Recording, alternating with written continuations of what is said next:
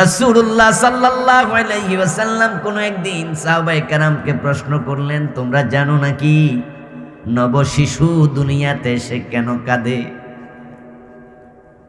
বাচ্চা এসে কেন কাঁদে? আচ্ছা, আপনাদের বাড়িতে কি গরু বাচ্চা দেয় না? গ্রামের মানুষ, আপনারা তো এগুলো ভালো বুঝবেন। শহরে হইলে না কইতো হুজুর আমরা তো দেখি নাই। অনেকে আছে গরুর বাচ্চা কেমনে দেয়, শহরের পোলাপান জানেও না, দেখেও নাই, কিন্তু আপনারা তো গ্রামের মানুষ। আচ্ছা, গরুর বাচ্চা মায়ের পেট থেকে পরে কি হাম্বা হাম্বা করে চিৎকার দেয়? পেট থেকে আসার পরে গরুর বাচ্চা চিৎকার দেয় না, ছাগলের বাচ্চা চিৎকার দেয় না, বাঘ চিৎকার দেয় না, হাতি চিৎকার দেয় না, কিন্তু মানুষের বাচ্চা চিৎকার দেয়? দেয়নি। বরং কোনো বাচ্চা যদি মায়ের পেট থেকে আসার পরে চিৎকার না দেয়, তখন ডাক্তাররা কয় তারে লইয়া টেনশন আছে। বাচ্চা চিৎকার না দিলে টেনশন, এই জন্য থাপড়াইয়া চিৎকার দেওয়া। পীরের মাঝে দরকার ঠ্যাং তোলা দিয়ে থাপ্পড় মারবে। আল্লাহর হাবিব প্রশ্ন করলেন, ও আমার সাহাবারা, বলো তো কেন মানুষের বাচ্চা কাঁদে? সাহাবায়ে কেরাম জবাব দিয়ে, রাসূলুহু আ'লাম, আল্লাহ এবং রাসূল ভালো জানেন, আমরা এটা জানি না কেন কাঁদে। তবে কাঁদে এটা আমরা দেখি, কিন্তু কাঁদে ডাকেন সেটা তো জানি না। প্রিয় নবী জবাব দেন, মিন নাজগাতি শয়তান, তুমি দুনিয়া আসার সাথে সাথে তোমার জন্য আল্লাহ যে দুশমন শয়তানকে তোমার সঙ্গী বানায় রাখছে, ওই শয়তান এসে তোমাকে একটা খোঁচা মারছে। আল্লাহর হাবিব বলেন, এমন কোন মানুষ নাই যার সাথে শয়তান নাই। আমি নবী মুহাম্মদ সাল্লাল্লাহু আলাইহি ওয়াসাল্লাম, আমার সাথেও শয়তান আছে। আমি নবী তাই বলে আমার সাথে শয়তান নাই তা কিন্তু না, আমার সাথেও শয়তান আছে। তবে ফাইন্নাহু আসলামা বি, প্রিয় নবীজি বলেন, আমার সাথে যে শয়তানটা আছে সে আমার আনুগত্য করে, আমার হাতে মুসলমান হয়ে গেছে। সে আমার কোন রকমের ধোঁকা দেয় না। যদি নবী মুহাম্মাদের সাথে শয়তান থাকে, এবার আপনারাও বলুন তো আমাদের সাথে শয়তান আছে না নাই?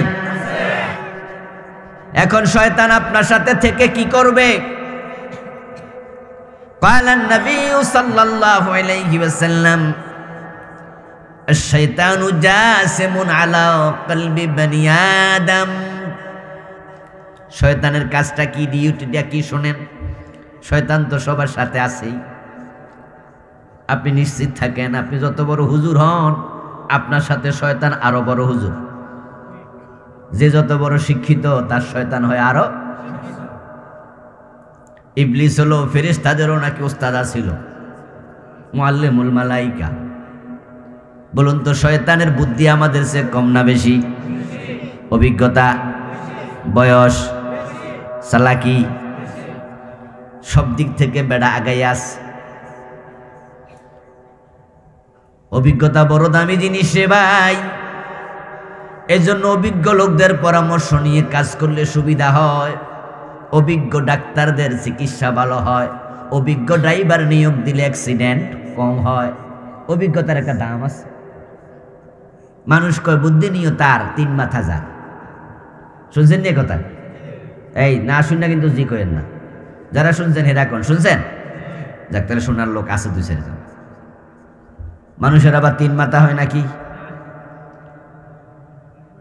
হ্যাঁ, 3 মাথা হলো বুড়া হইয়া গেছে, এখন সোজা হইয়া আর বইতে পারে না। এই জন্য ফিরার মাঝে বসলে, ফিরা পর্যন্ত ওই মাটির সাথে যে বানায়, কি কয় ফিরা কয়, ফিরির মাঝে বসলে পরে বুড়া মানুষ 2টা হাঁটু উপরের দিকে থাকে, মাথাটা হাঁটুর সাথে লাগাই না থাকে, তো 2 হাঁটুর 2 মাথা, এখানে 1 মাথা, কয় মাথা হইলো? বুদ্ধি নিয়েও তার 3 মাথা। যেমন আমরা পোলাপান মানুষ, ইয়াং মানুষ, এখন আমার মাথাকে এনে যাবো, আমি চাইলেও কিন্তু মাথায় এনে যাবো, আর বুড়ো হইলে এমনি যাবো। শয়তানের অভিজ্ঞতা বেশি বয়সের কারণে, তাই সে কারে কেমনে পেছে পালাইতে হয় এই অভিজ্ঞতা তার খুব আছে। প্রিয় নবী বলছেন, শোনো সাবধান মুসলমান, আশ-শাইতানু জাসিমুন আলা কলবি বনি আদম। শয়তান বনি আদমের কলবের এখানে এসে ঘাপটি মেরে বসে থাকে। শয়তান আপনার মাথায় নাই, শয়তান আপনার পিঠে নাই, শয়তান আপনার পেটে নাই, শয়তান বসে আপনার কলবের পাশে। কারণ শয়তান জানে ঈমান কই থাকে।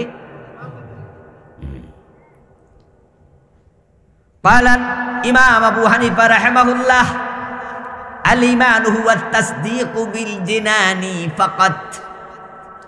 ইমাম আবু হানিফা রাহিমাহুল্লাহ বলেছেন ঈমান হলো শুধু কলবের বিশ্বাসের নাম। তাহলে বোঝা গেল ঈমান কলবের সাথে সম্পৃক্ত। ঈমান এখানে থাকে, তাকওয়া এখানে থাকে। উসামা বিন যায়েদ রাদিয়াল্লাহু তাআলা আনহুমা রাসূলুল্লাহর নাতি। যায়েদ ছিল ওনার পালক পুত্র। ওই যায়েদের ছেলে উসামাকে প্রিয় নবী পাঠালেন এক সারিয়ায়, ইসলামী রাষ্ট্রের সীমান্তে কোনো দুশ্মন আসে কিনা দেখো, পাহারা দেও ইসলামী রাষ্ট্র। ওখানে গিয়ে পাইল এক ব্যক্তি রাখালি করছে, ছাগল চড়াচ্ছে। মুসলমানদের বাহিনী দেখা ওই ছাগলওয়ালা আসসালামু আলাইকুম বলে সালাম দিছে, তারপরে লা ইলাহা ইল্লাল্লাহ বলে তাকবীর দিছে। ওসামা বিন যায়েদ রাদিয়াল্লাহু তাআলা আনহুমার সাথে যারা আছে তাদের মাঝে কেউ একজন বলল, হুজুর ও আমাদের সেনাবাহিনীর কাফেলার লিডার, এই লোকটা আগাম সালাম দিল, এই লোকটা আমাদেরকে দেখে আল্লাহু আকবার তাকবীর দিল, ডাল মে কুছ কালা হে। কয় মনে হয় লোকটা মুসলিম না, কোনো ঝামেলা আছে। বেডা ছাগল বাঁচানোর ভয়ে এ কাম করছে, হতে পারে সে কাফেরদের গোয়েন্দা, ছাগল চড়ানোর উসিলা দইরা আমাদের খবর নিতে আইছে। ওসামা বিন যায়েদ কয় ঠিক কইছো, মেরে লাও। ওই লোকটাকে জায়গায় হত্যা করে ফেলল। তার ছাগলগুলা নিয়ে মদিনায় চলে আসলো। রাসূলুল্লাহ সাল্লাল্লাহু আলাইহি ওয়াসাল্লামের কাছে এসে জানালো এই জাতীয় ঘটনা। প্রিয় নবী আওয়াজ করে বললেন, ওয়াল্লাহি ইয়া আল্লাহ ইন্নী বারীউম মিনহুম। আল্লাহ, এই ঘটনার সাথে আমি নবী মুহাম্মদের কোনো সম্পর্ক নাই, আমি তাদের থেকে মুক্ত। ওসামা মুমিনকে হত্যা করার জন্য তোমাকে পাঠাই নাই। হে ওসামা, একজন লোক লা ইলাহা ইল্লাল্লাহ পড়লো, আল্লাহু আকবার বললো, সালাম দিল, ওরে তুমি কেন মারলা? তোমারে কি আমি মুসলমান মারতে পাঠাইছি? উসামা বিন যায়েদ বলে, ইয়া রাসূলুল্লাহ, এই লোক তো ঈমানদার না, হে সালাকি করছে, হে মূলত গোয়েন্দা, ছাগল চড়ানোর ভান ধরে আসছে, এজন্য মেরে লেছি। প্রিয় নবী তখন প্রশ্ন করলেন, হাল্লা শাকাক্তা কালবাহু। রাসূল বললেন, তুমি তার কলব সিরা দেখছো নাকি? কলব সিরা কেন দেখলা না? এই যে তুমি আন্দাজে বইলা দিলা ইমানদার না, অথচ সে লা ইলাহা ইল্লাল্লাহ পড়লো, সে সালাম দিল, সে তাকবীর দিল, তো তুমি কেমনে বুঝলা সে মুমিন না? ইমান থাকে কই? এতগুলা মানুষ কথা বলেন না কেন ভাইয়েরা? ইমাম কই থাকে? এই জন্য রাসূল বলে, হাল্লা শাকাক্তা কালবাহু। ও মিয়া, তুমি তার কলব সিরা কেন দেখো নাই?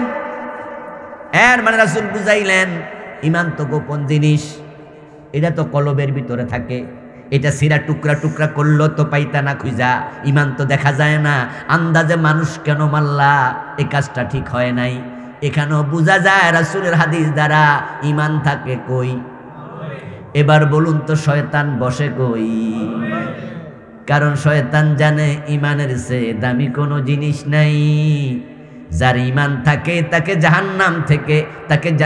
জাহান্নাম থেকে ঈমান বাঁচায়া দেবে, তার জান্নাতে যাওয়া শয়তান ঠেকাতে পারবে না। আর মামুল মানুষ জান্নাতে যাক, এটা শয়তান পছন্দ করে না। এই জন্য শয়তানের প্রথম চ্যালেঞ্জটাই হলো ঈমান চুরি করা। ইকরা আল্লাহ নাজিল করছে, কারণ তুমি যদি না পড়ো কোরআন, শয়তান কখন যে ঈমান চুরি করবে তুমি টেরো। এই বিষয়ে আমরা আলোচনা সামনের দিকে আগাবো, ধৈর্য ধরে শুনতে থাকুন। ঈমান চুরি করার জন্য শয়তান আসে।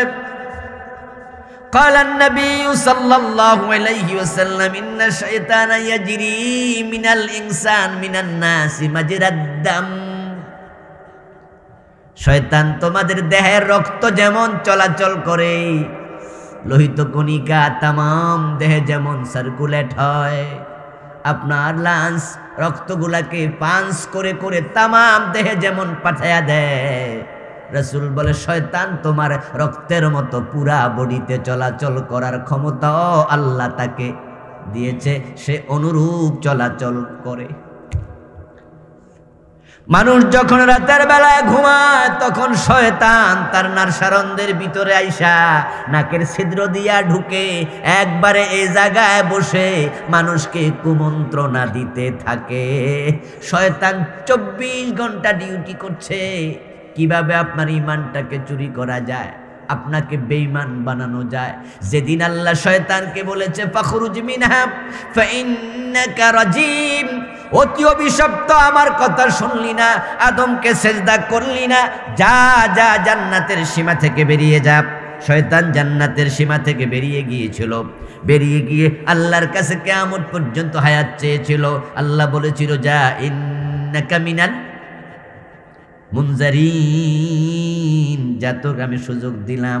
সে কইছিল রাব্বি ফাআনজিরনি ইলা ইয়াউমি ইউবাসুন, কিয়ামত পর্যন্ত হায়াত দাও। আল্লাহ কই ইন্নাকা মিনাল মুনজারিন, সময় দিলাম, কিয়ামত পর্যন্ত হায়াত দিলাম। হায়াত পাইয়া শয়তান এবার বলতেছে আল্লাহ আমি আদম রে দেখা সারুম।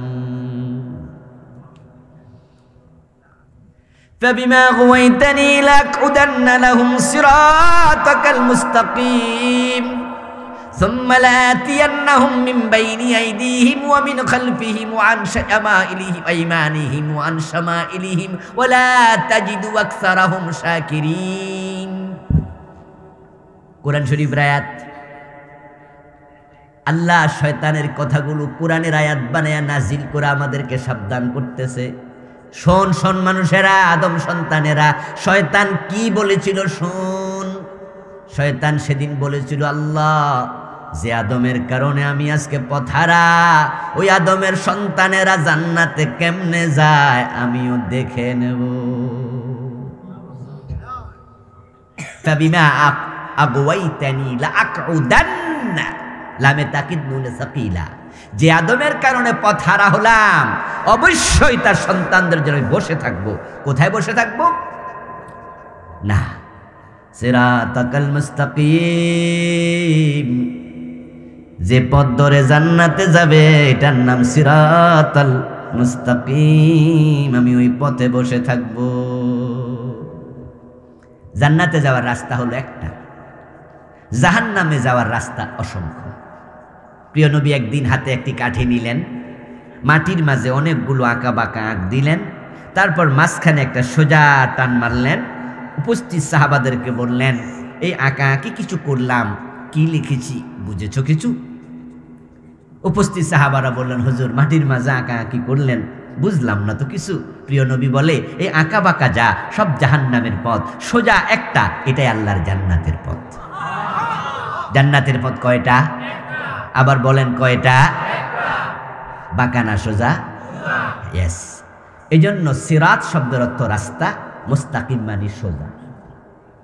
ইহদিনাস সিরাতাল মুস্তাকিম। প্রতিদিন নামাজের মাঝে সূরা ফাতিহাতে দোয়া করি আমরা, ঠিক না? সূরা ফাতিহা ছাড়া নামাজ হয় না। আর এই আয়াত বাদ দিলে তো চলবে না।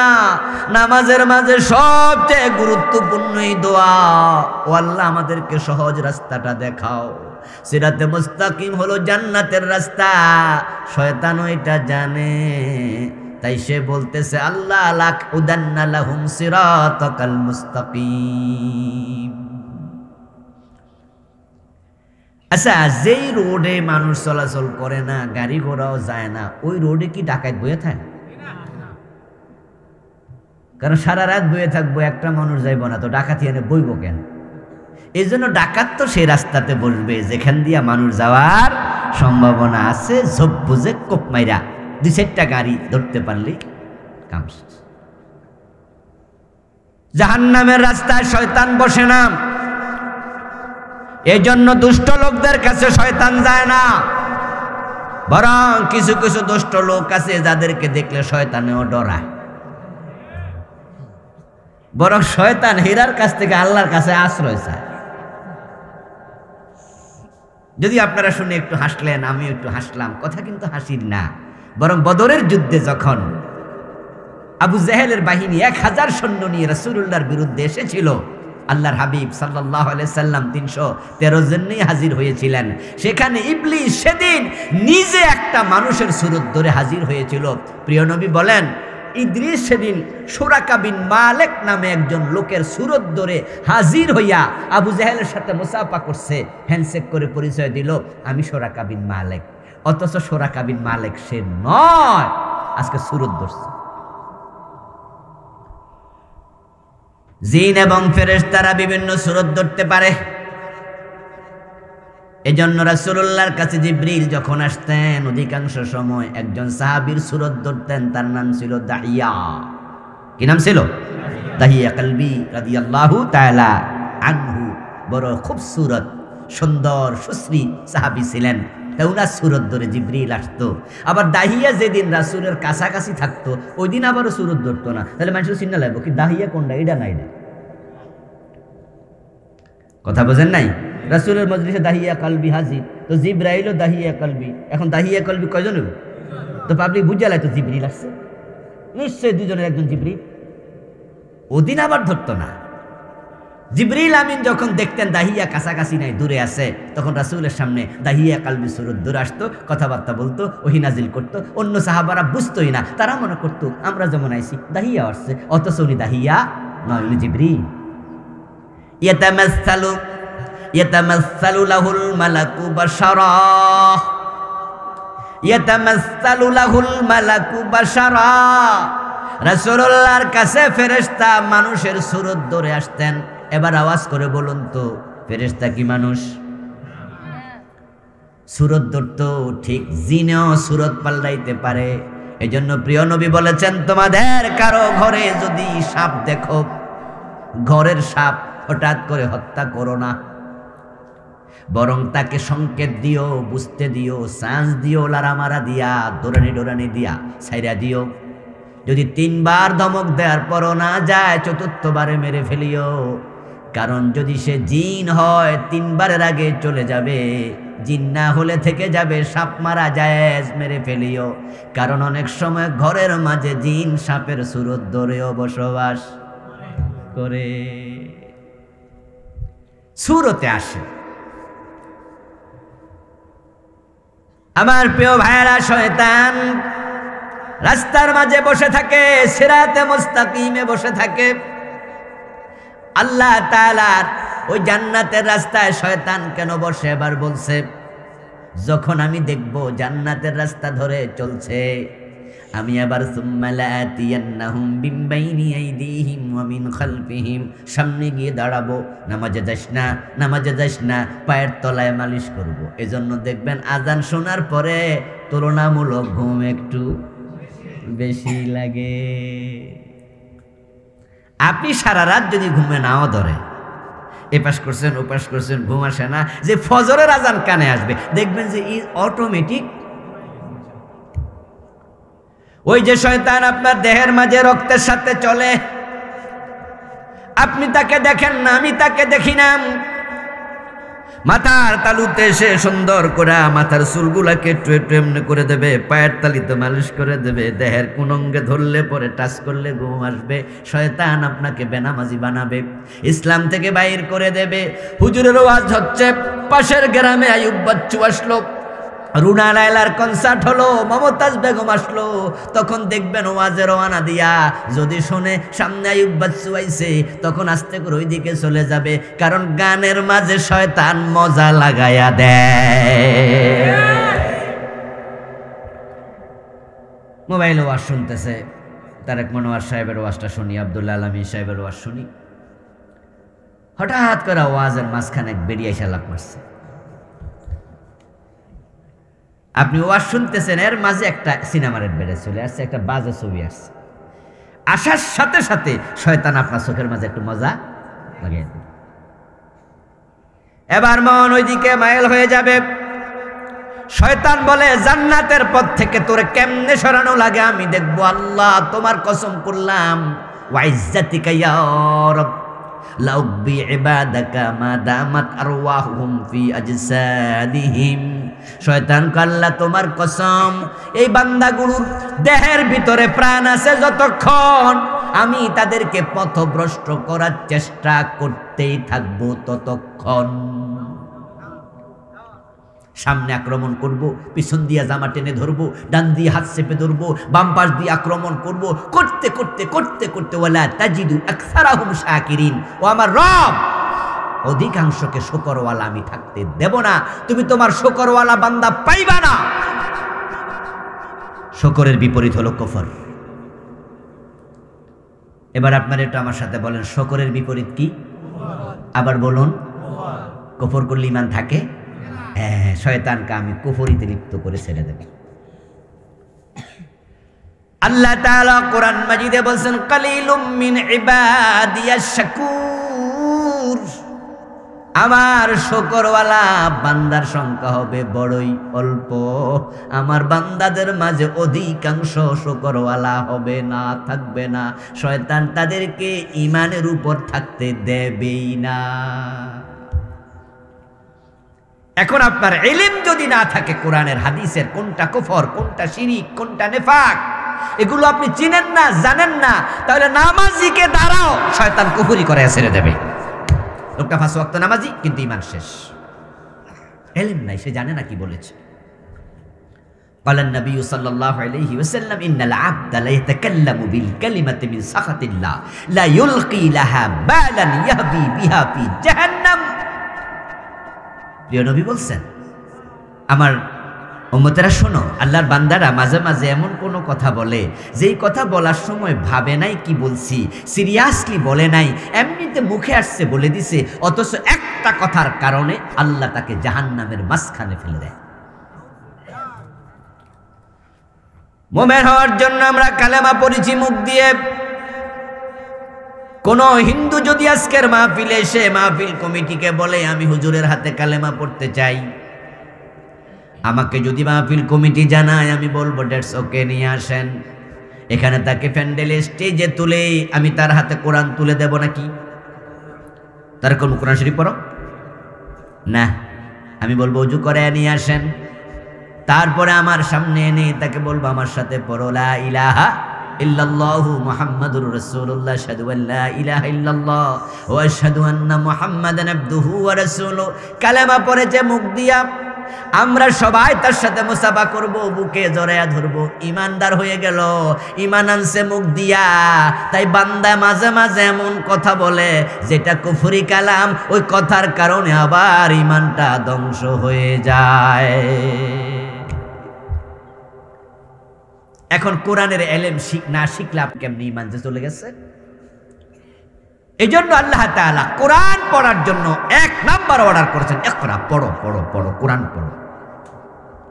আজকের মাহফিলটা কোরআনের মাদ্রাসার উদ্যোগে, এই জন্য আমি এই বিষয় নিয়ে কথা বলার ইরাদা করেছি। প্রিয় ভাই, হাসরের ময়দানে প্রিয় নবী সুপারিশ করবে, এই ওয়াজটা বাংলাদেশে খুব অ্যাভেলেবেল।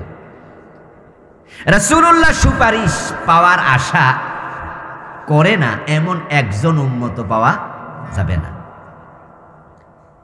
আজকের এই মাহফিলে আমরা যারা আছি, আচ্ছা রাসূল কিয়ামতের দিন উম্মতের জন্য সুপারিশ করবে, এই ওয়াজটা শুনে নাই এমন কি একজন এখানে আছেন? এই আও, বেশি করে বাতাস করেন। আমার প্রিয় ভাই, আপনি দেখেন রাসূলুল্লাহ সাল্লাল্লাহু আলাইহি ওয়াসাল্লাম সুপারিশ করবে, এই ওয়াজ আপনারা সবাই শুনলেন, কিন্তু রাসূল সুপারিশ করবে এমন কোনো কথা আমি কোরআনে পাই নাই, এটা কোরআনে নাই। তাহলে রাসূলের সুপারিশকে আপনি অস্বীকার করেন না? স্বীকার করি, কারণ হাদিসে আছে। রাসূলের শাফাআতের ব্যাপারে অনেকগুলো হাদিস আছে। ক্বালান নবিয়্যু সাল্লাল্লাহু আলাইহি ওয়াসাল্লাম শাফাআতি লিহালি কাবাইরি মিন উম্মতি। আমার রাসূল বলেছেন, আমার কবিরা গুনাহগার উম্মতের জন্য কিয়ামতের দিন আমি সুপারিশ করব। আমি সিজদায় পড়ে যাব, সব নবী ইয়া নাফসি বলবে, আল্লাহ আমাকে ডেকে বলবেন ইরফা রাসাকা কুল তুসমা সাল তুতা ইশফা তুশাফা। ও নবী, আপনি মাথা তুলুন সিজদা থেকে, যা বলেন শোনা হবে, আজকে যা চাইবেন দেয়া হবে, যার জন্য সুপারিশ করবেন সুপারিশ কবুল হবে। তো সুপারিশে হাদিস আছে, কিন্তু রাসূল সুপারিশ করবে এটা কোরআনে নাই। হাদিসের ওয়াজটা সবাই শুনে ফেলেছেন, ভালো ভালো, এই জন্য আমরা সুপারিশের আশা করি। কিন্তু এবার শুনুন ভিন্ন কথা, রাসূলুল্লাহ শুধু সুপারিশ করবেন না, কিয়ামতের দিন তার কিছু উম্মতের বিরুদ্ধে আল্লাহর কাছে মামলা করবে।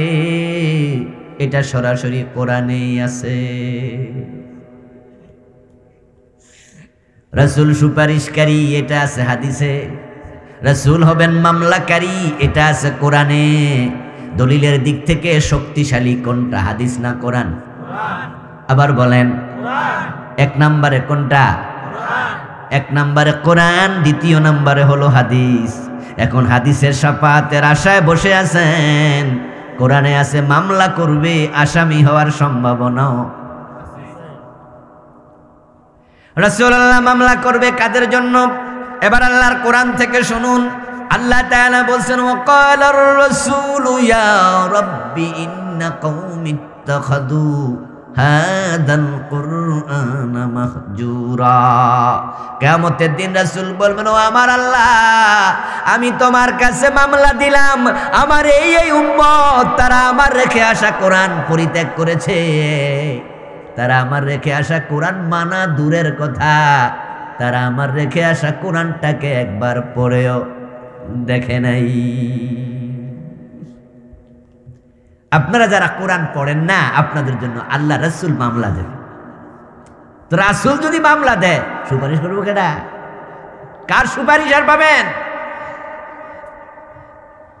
এই জন্য কোরআন হচ্ছে হেদায়েতের কিতাব, কোরআন পড়তে হবে, এটা এক নাম্বার ফরজ। আলহামদুলিল্লাহ, আমার সামনে যারা আছেন এখানে সবাই নামাজি। আমি আশা করি এখানে 99% লোক নামাজি। অথচ ইসলামে নামাজ এসেছে নবুয়তের 12তম বর্ষে, মেরাজের রাতে নামাজ এসেছে দ্বাদশ শনে, আর ইকরা শব্দ এসেছে নবুয়তের প্রথম দিন। প্রথম অর্ডার হলো পড়ো কোরআন, আর 12 বছর যাওয়ার পর হলো নামাজ পড়ো। এখন যেটা নবুয়তের 12 বছর পরে আসলো, আলহামদুলিল্লাহ সেটা ধরলেন, যেটা প্রথম দিন আসলো সেটার গুরুত্ব দিলেন না। যার কারণেই তো আল্লাহ বলছে, ফাওয়াইলুল লিল মুসাল্লিন, ও নামাজিরা শোনো, অনেক নামাজি আছে তাদের জন্য জান্নাত নয় বরং ওয়াইল, দোজখ প্রস্তুত আছে। নামাজ পড়ছো আবার সুদে টাকা লাগাচ্ছ, নামাজ পড়ছো ওজনে কম দিচ্ছ, নামাজ পড়ছো মালে ভেজাল দিচ্ছ, নামাজ পড়ছো আল্লাহর কোরআনের আইনের কথা বললে চেহারা কালো করে ফেলছ। 5 ওয়াক্ত নামাজ পড়ে আল্লাহর আইনের কথা বললে ইমামের চাকরি চলে যায়। মসজিদ কমিটির সভাপতি 5 ওয়াক্ত নামাজি, ইমাম সাহেবরে বলে দিছে, হুজুর এই ওয়াজ করা যাবে না, হুজুর আমাদের মসজিদে কোনো দলের ওয়াজ করা যাবে না। ইমাম সাহেব নিয়োগ দেওয়ার সময় কয়ে দিছে, সভাপতি সেক্রেটারি মিল্লা মিটিং বৈশা, হুজুর কোনো দলমল করা যাবে না। আর হুজুরও কইছে ঠিক আছে, দল টল করবো না, হুজুরের চাকরি দরকার। এবার প্রশ্ন হলো, হুজুর যখন মারা যাবে কবরে রাখার সময় একটা দোয়া আছে, বিসমিল্লাহি আলা মিল্লাতি রাসূলিল্লাহ, এই দোয়াটা দেবীর দ্বারা আসেনি? বাংলা অর্থ কি? বিসমিল্লাহি, আল্লাহর নামে, ও আলা মিল্লাতি রাসূলিল্লাহ, রাসূলের দলে তুলে দিলাম। এখন ইমাম সাহেব তো কইছে আমি কোনো দলমল করবো না, সভাপতি মানা করছে, এখন এই হুজুর মরলে নতুন দোয়া বানাইতে হবে। কারণ হুজুর তো ইমামতির আশায় দল ছেড়ে দিছে, মরার সময় আপনি বলছেন আল্লাহর নামে রাসূলের দলে, আরে রাসূলের দলে তো ছিল না তো। এখন যেই সভাপতি হুজুরে বলছে কোনো দল করা যাবে না, অথচ কোরআনে আছে দল দুইটা, একটা হিজবুল্লাহ আর একটা হিজবুল শয়তান। জান্নাতে যেটা হলে আল্লাহর দল করা দরকার আছে না নাই? তুমি মসজিদের সভাপতি হুজুরের মুখে তালা লাগাই দিছো, হুজুর আল্লাহর দলের কথাও কইতে পারছে না মসজিদে। কোরআনের আইনের কথা বললে চেহারা কালো হয়ে যায় এমন কিছু নামাজি আছে না নাই? তোমার মতো নামাজির জন্য ওয়াইল দোজখ, সব নামাজি তো জান্নাতে যাবে না। এই জন্য আল্লাহ তাআলা নামাজ ফরজ করছে 12 বছর পরে। রোজা ফরজ করেছে নবুয়তের 15তম বর্ষে, যাকাত ফরজ করেছে 15তম বর্ষে, হজ ফরজ করেছে 21তম বর্ষে। আর একরা পড়ো পড়ো পড়ো, কোরআন পড়তে হবে, এটা ফরজ করেছে নবুয়তের শুরুতে। এতে বোঝা যায় নামাজ রোজা হজ যাকাতের চেয়েও কোরআন পড়ার গুরুত্ব আল্লাহর কাছে বেশি।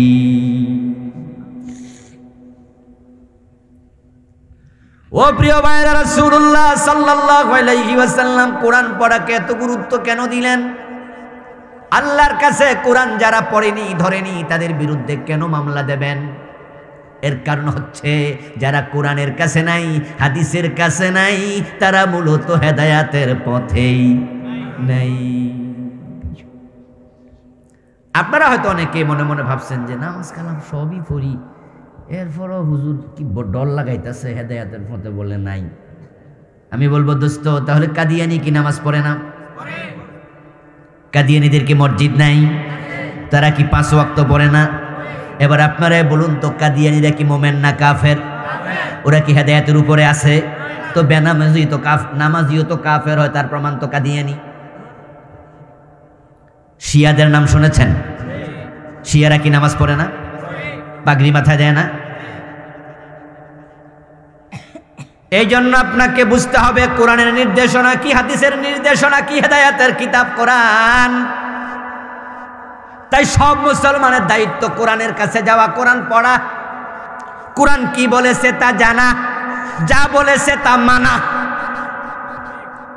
যালিকাল কিতাবু লা রাইবা ফীহি হুদাল লিল মুত্তাকিন। এই কিতাব হেদায়াতের জন্য এসেছে, মুত্তাকিদেরকে জান্নাতের পথ দেখাবে। এর মাঝে কোনো ভুল নাই, ভুলের সম্ভাবনা নাই। এখন এই কিতাব পড়লে, জানলে, মানলে এই কিতাব আপনাকে টেনে টেনে আল্লাহর জান্নাত পর্যন্ত পৌঁছায়া দেবে। এটা হাবলুল্লাহ, এটাকে বলে হাবলুল্লাহ। ওয়াতাসিমু বি হাবলিল্লাহি জামিআন ওয়া লা তাফাররাকু। হাবলুল্লাহ মানে আল্লাহর রশি। সুবহানাল্লাহ পড়েন ভাইয়েরা, এটা আল্লাহর রশি। লানফিসাম আলাহ, রশি ছিঁড়ে না। এটা আপনি ধরেন শক্ত করে, এই রশি ছাড়বেন না। আদ্দু আলাইহা বিন্নাওয়াজিস, মাড়ির দাঁত দিয়ে কাম দিয়ে ধরো কোরআন সুন্নাহ, ছিঁড়বে না। তোমাকে টেনে টেনে আল্লাহর জান্নাত পর্যন্ত, জান্নাতের বারান্দায়, জান্নাতের মাঠে আল্লাহর নবীর সাথে একসাথ করে দেবে ইনশাআল্লাহ। এই জন্য প্রিয় নবী সাল্লাল্লাহু আলাইহি ওয়াসাল্লাম যখন তিনি বিদায় হজের দিন ভাষণ দিয়েছিলেন, প্রায় ১৬ লক্ষ, কাছাকাছি ১,১৪,০০০ সাহাবীর সম্মুখে আল্লাহর হাবিব ভাষণের শেষ দিকে বলেছিলেন, হতে পারে এই মাঠে, এই দিনে তোমাদের সাথে দুনিয়াতে আমার আর দেখা হবে না। আল্লাহর হাবিব বিয়োগান্তের খবর শোনালেন। ওনার দুনিয়া থেকে চলে যাওয়ার মেসেজ উনি সাহাবাদেরকে যখন দিলেন, রাসূলুল্লাহর বক্তব্য শুনে অনেক সাহাবী কাঁদতে শুরু করলো। কারণ তারা অনেকে রাসূলকে নিজের বাবার চেয়েও বেশি ভালোবাসতেন, মহব্বত করতেন। রাসূলকে ভালোবাসতেন দুনিয়ার সবার চেয়ে বেশি, মার চেয়ে, বাবার চেয়ে বেশি। আল্লাহর হাবিব চলে যাবেন দুনিয়া থেকে শুনে কাঁদতে শুরু করলেন। চেহারা অনেকের বদন কালো হয়ে গেল, চেহারা কালো হয়ে গেল, মনটা খারাপ হয়ে গেল। রাসূলুল্লাহ তাকে দেখেন, আমার পাশে দাঁড়ানো, সামনে দাঁড়ানো সাহাবারা কারো কারো চোখে পানি। প্রিয় নবী বুঝলেন আমার এই কথায় তারা কষ্ট পাইছে, আমার ব্যাপারে টেনশন করছে, আমি থাকবো না। তাই তিনি আবার আশার বাণী শোনালেন, তারাকতু ফীকুম আমরাইন লা তাদিল্লু মা তামাসসাকতুম বিহিমা। ও আমার সাহাবারা শোনো, আমি নবী চলে যাব, তবে তোমাদের কাছে 2টি জিনিস রেখে যাব। যতদিন তোমরা তা শক্ত করে ধরবা, ততদিন পর্যন্ত আমার পথ থেকে তোমরা বিচ্যুত হবে না, আমার পথ থেকে তোমরা সরে যাবে না, আমার পথের উপর থাকবে। যে পথ ধরে আমি চলে যাব, ওই পথ ধরে ধরে তোমরাও জান্নাতে গিয়ে আমার সাথে মিলিত হবে ইনশাআল্লাহ। তোমরা এটা ধরিও ভালো করে। 2টা জিনিস আমি রেখে গেলাম। জান্নাতে যেতে হলে 2টা জিনিসকে ধরতে হবে। কয়টা জিনিস? দয়া করে কথা বলুন, কয়টা জিনিস? যারা বলেন না তারাও বলেন, কয়টা জিনিস? মাত্র 2টা জিনিস ধরেন, আপনি জান্নাত নিশ্চিত পাবেন। 1 নাম্বার হলো পীর সাহেব, দ্বিতীয় হলো উনার খলিফা। ঠিক আছে? জান্নাতে যাওয়ার জন্য পীর ধরা লাগবে, পীর সাহেবের খলিফা ধরা লাগবে। রাসূল কি এটা বললেন? এটা বলে গেছেন? আমাদের দেশের লোকেরা জান্নাতে যেতে তো পীর সাহেব ধরতেছে সবাই। হ্যাঁ, বাংলাদেশের 60% 70% মানুষ পীর সাহেবের মুরিদ, জান্নাতে যাবে তাই পীর ধরছে, পীর খুঁজছে। উত্তরবঙ্গ থেকে ট্রাকে চড়ে ঢাকায় চলে আসছে, বাসে চললে অনেক টাকা লাগবে,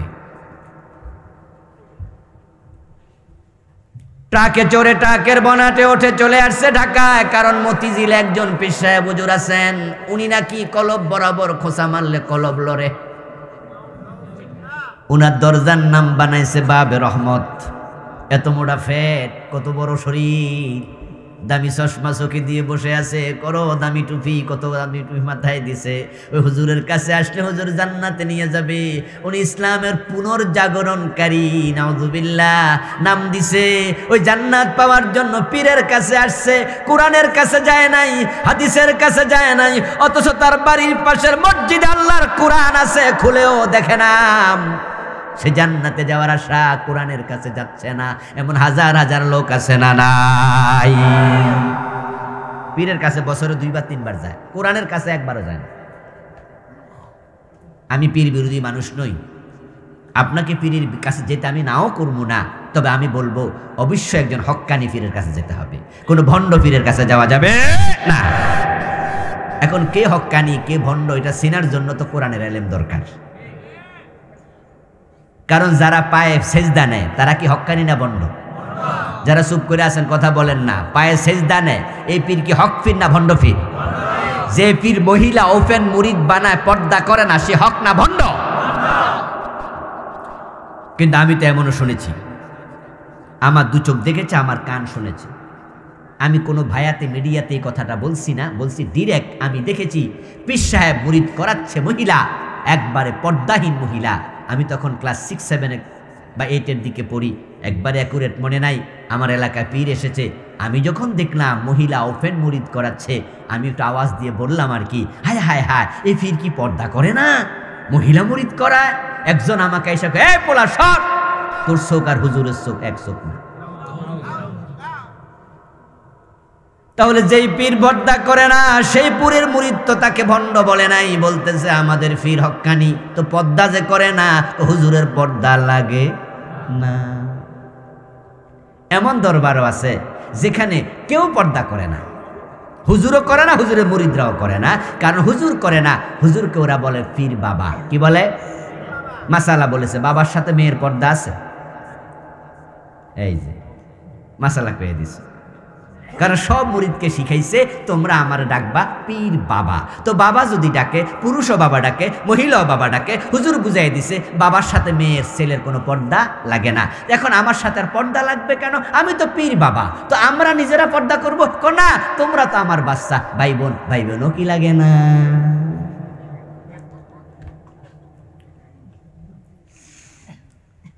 ও প্রিয় ভাই, তারা মাসালা বেল করলো, পর্দা লাগে না, বরং সেখানে তারা এমন গানও বানাইছে, মনের পর্দা, আসল পর্দা, উপরের পর্দা লাগে না। এবং এমন জঘন্য গানও আমি শুনেছি, মনের আলো আসর আলো, বাহিরের আলো লাগে না, বাত্তি নেভাই আকাম করে। ব্রাহ্মণবাড়িয়া নবীনগর একটা থানা আছে, নাম শুনেছেন? আচ্ছা, ওই তো কাছে, তো এখান দিয়ে কাছে। আচ্ছা, ওখানে আমি 2 বছর চাকরি করেছিলাম। 2 বছরের মতো একটি নবীনগর প্রপারে ফাজেল মাদ্রাসার লেকচারার ছিলাম, অ্যারাবিক। ওখানে আমি মাঝে মাদ্রাসা চাকরি করতাম, নারায়ণপুর ফাজেল মাদ্রাসা। ঠিক আর পূর্ব পাশের গ্রামটার নাম ছিল আলিয়াবাদ, সরি ভুল বলেছি, উত্তর পাশে আলিয়াবাদ আর নারায়ণপুর গ্রামে মাদ্রাসা। ওখানে একটা মাজার আছে, ওই মাজারে 1 সপ্তাহ ধরে উরুস হয়। ওই মাজারের পীরের নাম হলো হাসান শাহ, হাসান শাহের উরুস হয়। তো সেখানে উরুসের মাঝে আমি একবার গেলাম দেখতে। আমাদের মাদ্রাসার একজন টিচারকে সাথে নিয়ে, 1 বা 2 জনকে সাথে নিয়ে বললাম, তো চলেন তো বিকালে যাই। রাতের বেলায় গেলে সমস্যা, লোকজন দেখে ফেলবে, ছাত্ররা দেখে মনে করবে হুজুরও উরুসে আসে। দিনে দুপুরে যাব, যেন কেউ মাইন্ড করতে না পারে, হয়তো দেখে বলবে না, মনে হয় হুজুর দেখতে আইছে কোনো কিছু। যাই দেখি সেখানে বেপরদায় মাজারের ভিতরে নারী পুরুষ এক জায়গায় গাজাগাজি করে বসে আছে। মহিলা জিকির করে এদিকে পড়ে ওদিকে পড়ে, ইন্না লিল্লাহি ওয়া ইন্না ইলাইহি রাজিউন। আজানের একটু আগ দিয়ে আমি চলে আসলাম। আসার পথে আমি বললাম আমার কলিগকে, দেখেন এই যে মাজারের ভিতরে আমরা দেখলাম কয়েকশো নারী পুরুষ এতটা গাজাগাজি করে জিকির করছে। মাগরিবের পরে তো মাঝে মাঝে 1-2 ঘন্টা কারেন্ট থাকে না, এইভাবে নারীর গায়ে পুরুষ যদি লেগে থাকে সেখানে অপকর্ম হওয়ার সম্ভাবনা আছে কি না? পর্দার বালাই নেই, পীরের কাছে এসেছে, জান্নাতে যাবে। উত্তরবঙ্গ থেকে আসলো, মতিঝিলে নামলো, তারপরে পীরের কাছে গেল, যাইয়া দেখলো সবাই লাইন ধরে পীরের পায়ে সেজদা দিচ্ছে। উত্তরবঙ্গ, রংপুর, দিনাজপুরের লোকটা জীবনে কোনোদিন পীরের পায়ে সেজদা দেয় নাই, আজকে প্রথম আসলো। এসে দেখে মানুষ লাইন ধরে সেজদা দেয়, তখন সে মনে মনে ভাবে আমি মূর্খ সুরুক্ষ মানুষ, আমি তো এত কিছু জানি না। এই জাতীয় পয়সাওয়ালা টাকাওয়ালা গাড়ি থেকে নেমেছে, পাজারুজি প্ল্যান কুজার থেকে, ইউনিভার্সিটির টিচার, বড় বড় টাই শুটওয়ালা, ইঞ্জিনিয়ার, ডাক্তার, ওরা যদি পীরের পায়ে সেজদা দিতে পারে আমি দিলে অসুবিধা কি? তাই ওই বেটাও সেজদা মাইরা দিছে। যখন রংপুর থেকে এসেছে পীরের দরবার পর্যন্ত, এতক্ষণ ছিল মুমিন, পীরের পায়ে সেজদা দেওয়ার সাথে সাথে হয়ে গেল মুশরিক। ঠিক কিনা? আওয়াজ দিয়ে বলেন ঠিক কিনা? এতক্ষণ ঈমান ছিল, পীরকে সেজদা দেওয়ার পরে ঈমান কি আছে? তাহলে মাঝে মাঝে পীরের কাছে গেল তো বিপদ। এর আগে ভালো আছিল, বোয়াল মাছ ধরছে পাশে পুকুর, কাদা মাদা মিশ্রিত কইরা বোয়াল মাছ আইনা ভরে দিছে, মাছ লাফাচ্ছে। বউরে কয় যে রান্ধো তাড়াতাড়ি, দুপুর বেলায় খাবো। বউ কয় যে কাদা লাগছে মাছের, আগে মাছ পুকুর থেকে ধুইয়া আনি। ও বেটি মাছের মাথায় বাড়ি দিয়া মাছটাকে মাইরা যদি ধুইতো অসুবিধা ছিল না, জীবিত মাছ নিচে ধুইতে, আর পানিতে যখন ধুইছে মাছ দিছে দৌড়, 1 লাফে পানি। এখন বেডি মনে মনে ভাবতেছে বাড়িতে আসলে তো স্বামী নিশ্চয়ই বকাবকি করবে, মায়েরও দিতে পারে। এখন জিজ্ঞাসা করে একজনে, কি হয়েছে গো, কি হয়েছে, এরকম মন খারাপ কেন? দোয়ারছে আদোয়া বালা। কি দোয়ারছে আদোয়া বালা, এইটা আবার কি? তখন এবার কইছে এই হলো কাহিনী, এখন তো মাছ ধুইতে নিছিলাম, ধুইতে নিয়ে তো মাছ হারাইছি, বেড়ার তো পিঠা খাওয়া লাগবে। এই জন্য মহিলা এক বাক্যে কইতেছে দোয়ারছে আদোয়াই ভালোবাসিল। জান্নাত খুঁজতে পীরের কাছে আইছিলা, সেজদা দিয়া ঈমান হারাইলা, এমন পীরের কাছে আসার সে না আসা কোটি গুণ ভালো। 1,14,000 সাহাবীর সম্মুখে প্রিয় নবী বললেন, জান্নাত পর্যন্ত পৌঁছতে চাইলে 2টি জিনিস ধরবা। কিতাব আল্লাহ, যে 2টি জিনিস ধরলে জান্নাত পর্যন্ত পৌঁছা যাবে। 1 নাম্বার আল্লাহর কিতাব কোরআন, ও সুন্নতি, দ্বিতীয় হলো আমার সুন্নাহ হাদিস। অন্য হাদিসে পাওয়া যায় এর বিধানগুলো মাড়ির দাঁত দিয়া কামড়াইয়া ধরবা, যেন ছুটে না যায়। যে কোরআন হাদিস ভালো করে ধরবে, কোরআন সুন্নাহ তাকে জান্নাতে নিয়ে যাবে। আপনারা যারা আমার ওয়াজ শুনতেছেন, জান্নাতে যাওয়ার শখ আছে? সবাই যেতে চান? হ্যাঁ। জান্নাতের পথ হুজুর দেখাতে পারবে না। আমার কাছে জান্নাতের পথ নাই, তো আমি কোত্থেকে দেখাবো? আর আমি কি কোনো পীর সাহেবের কাছে নাই। আমরা তো এমন মানুষ যারা ঢাকা থেকে চিটাং গেলে পথে চিনি না, মানুষের জিগাই জিগাই যাই। অনেক জায়গায় মসজিদে ঢুকে দেখি মানুষ দক্ষিণ দিকে ফিরে নামাজ পড়ে। তো আমার ড্রাইভাররা আমি জিজ্ঞাসা করি মাঝে মাঝে, কি পশ্চিম কোনটা? আমি যেটা দক্ষিণ বলি, হে এটারে পশ্চিম কয়। সাথে যদি আরেকজন থাকে, হে এটারে পূর্ব কয়। 3 জনে 3 মত, আসলে বাস্তবে পশ্চিম এটা না। আমরা 3 জন ভুলে আছি, ওদের মসজিদ পশ্চিম দিকেই, আমাদের প্যাচ লেগে গেছে। তো যেই লোকটা আমি পূর্ব পশ্চিম চিনি না, আমি জান্নাতের পথ মানুষের দেখাবো কেমনে? আমার কাছে জান্নাতের পথ নাই, কোনো পীরের কাছে নাই, কোনো বুজুর্গের কাছে নাই। জান্নাতের পথ দেখানোর জন্য আল্লাহ কোরআন পাঠাইছে। জান্নাতের পথ পেতে হলে তোমাকে কোরআনের কাছে যেতে হবে। তাই তো আমাদের আগের পীর সাহেব হুজুররা, যেখানে একজন হক্কানি পীর ছিল, এখানে কোরআনের একটা মাদ্রাসা আছে। আমাদের ধামতি মাদ্রাসা, আজিমউদ্দিন রাহেমাহুল্লাহ, ওনাকে আমরা পীর সাহেব বলে জানি। সোনাকান্দা মাদ্রাসা, ওখানে একজন পীর সাহেব ছিল। সাসিনা মাদ্রাসা, একজন পীর সাহেব ছিল না? ওনারা পুরপুরা থেকে এসেছেন খেতাবত নিয়ে, খেলাফত নিয়ে। আসার পরে আজিমউদ্দিন সাহেব রাহেমাহুল্লাহ মনে মনে ভাবলেন, আমার কাছে মানুষ তো জান্নাতের পথ পাওয়ার জন্য আসবে, আমি আজিমউদ্দিন জান্নাতের পথ কেমনে দেখাবো? এই জন্য একটা মাদ্রাসা বানাইছে, যে আসবে তার কাছে আল্লাহর কোরআন হাতে ধরায়া দাও, কোরআন থেকে সে নিজেই জান্নাতের পথ খুঁজে পাবে। এই জন্য বড় বড় পীর সাহেবরা মাদ্রাসা বানাইছে, ওনাদের মাদ্রাসায় পড়ে পড়ে হাজার হাজার আলেম তৈরি হয়েছে। সে কোরআন আপনি ছেড়ে দিয়া আপনি জান্নাত পাবেন কেমনে? এই জন্য হেদায়েতের কিতাব কোরআন, কোরআন পড়ুন। কোরআনের মতো সহজ কোনো কিতাব দুনিয়াতে নাই, এটা বড়ই সহজ কিতাব। কিন্তু মুসলমানগুলো বড় হতভাগা। একজন ডাক্তার হতে কি পরিমাণ বই পড়ে কল্পনা করতে পারবেন না। যদি একজন ডাক্তার, একজন ইঞ্জিনিয়ার, একজন প্রফেসর যেই পরিমাণ বই ক্লাস 1 থেকে মাস্টার্স পর্যন্ত, ডাক্তারি বিদ্যার শেষ লাইন পর্যন্ত, ইঞ্জিনিয়ারিং এর ফাইনাল পর্ব পর্যন্ত যত বই পড়ছে, সবগুলা বই যদি এক জায়গায় করে একটার উপর একটা রাখে, বেটার মাথা পার হয়ে যাবে। এত বই পড়ে ডাক্তার হলো, ইঞ্জিনিয়ার হলো, অথচ ছোট্ট কোরআনটাই পড়ে নাই এমন ডাক্তার আছে না নাই? এত বই শিখলো, ইঞ্জিনিয়ার হলো, পিএইচডি করলো, পোস্ট ডক্টরেট করলো, বিশ্ববিখ্যাত ইউনিভার্সিটির টিচার হলো, ঢাকা ইউনিভার্সিটির প্রফেসর হলো, কিন্তু কোরআন শরীফ জিগাই, স্যার কোরআন শরীফ পড়তে পারেননি, হাসি দিয়া কয় সরি এটা তো শিখি নাই। কপাল পোড়া মুসলমান, কপাল পোড়া। তুমি হেদায়েত কিভাবে পাবে? এটা তো পৃথিবীর সবচেয়ে সহজ কিতাব। এমন মানুষও আছে জমিনে যারা মাত্র 30 দিনে 30 পারা মুখস্থ করে ফেলেছে। মাত্র 7 বছর বয়সে কোরআনের হাফেজ, এমন ঘটনাও আছে না নাই? এমন হাফেজও আছে। ইরানে দেখলাম একটা ছোট্ট বাচ্চা কোরআনের হাফেজ, মাইকের সামনে বসাইছে তিলাওয়াত করার জন্য, তার বাপ তার পাশে বসা। ওই বাচ্চাটা মাইকের সামনে যে থাকা লাগে পড়ার জন্য এটাও বোঝে না, তাই মাঝে মাঝে সইরা যায়, তার বাপ মাথা ধরে ঠিক করে দেয়। এত ছোট 30 পারার হাফেজ হয়ে গেছে। আজকেও তো একটা মেয়ে বাচ্চা পাগড়ি দেয়া হলো, একটা ছোট হাফেজ আছে, এই যে দেখেন কত ছোট, মোছোটে নাই, দাড়ি ওঠে নাই। এই ছোট্ট বাচ্চা যদি 30 পারার হাফেজ হতে পারে, আপনি 70 বছরে দেখে দেখে পড়তে পারেন না, আপনি জান্নাতের আশা কেমনে করেন? অনেক মুসলমান আছে যারা কোরআন পড়েই না, বরং তারা উল্টা আরো বলে এটা হুজুররা পড়বে, কোরআন আমরা বুঝতে পারবো না, এটা কঠিন।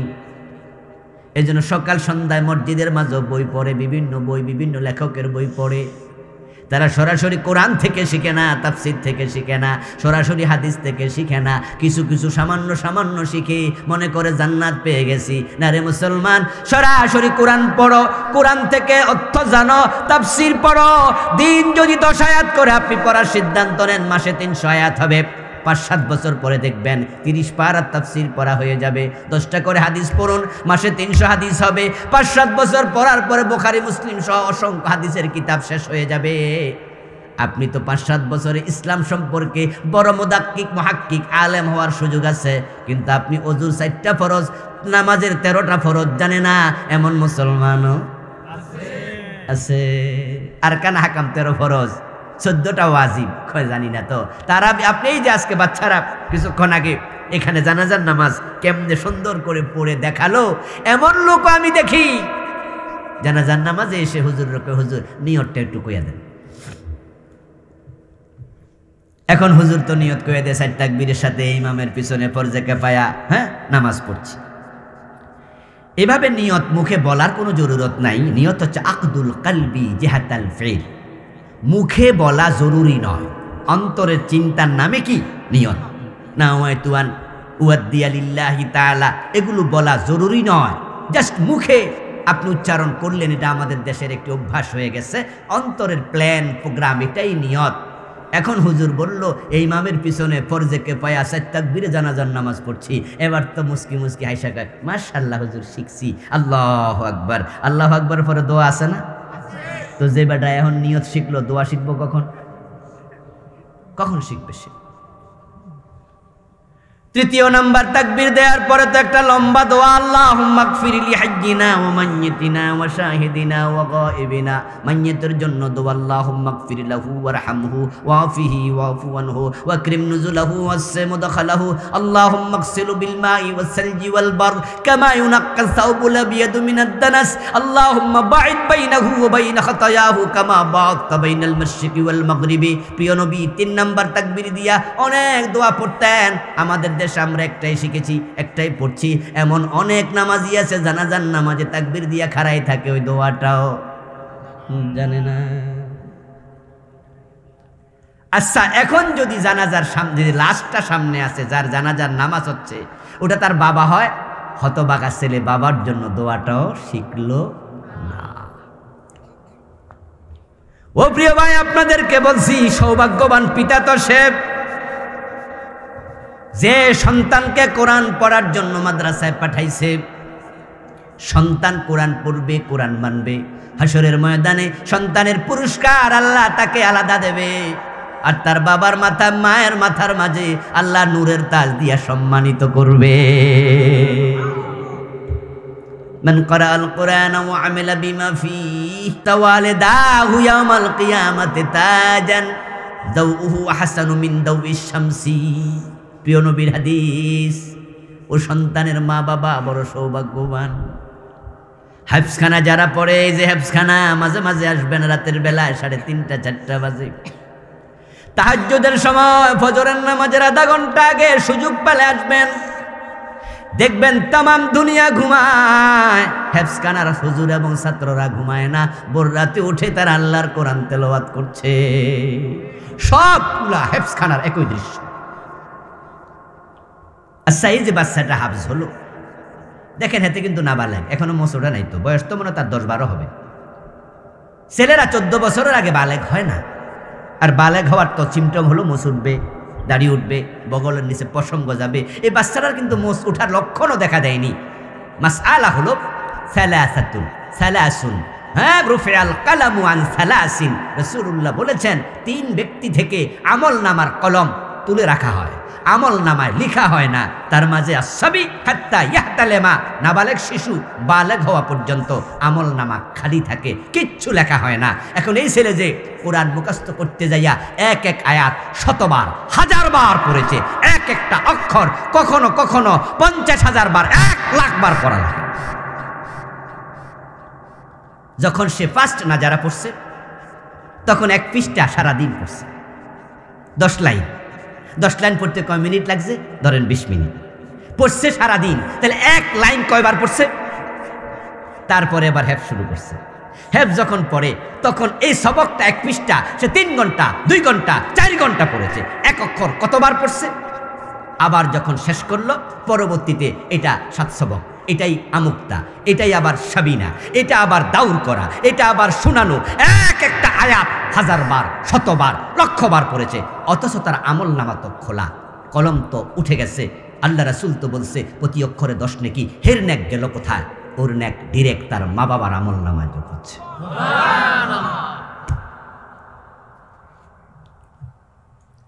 قال النبي صلى الله عليه وسلم الدال على الخير كفاعله والدال على الشر كفاعله। প্রিয় নবী বলছেন, কেন তার আমল নামায় যোগ হবে না? তার মা বাবার আমল নামায় যোগ হবে, কারণ ছোট মানুষ আমল নামা খোলে নাই, তাই তারটা যোগ হবে না। এখন বাবা মার আমল নামায় যাওয়ার কারণ হলো সে হাফেজ হওয়ার পিছনে তার বাবা মায়ের অবদান আছে না নাই?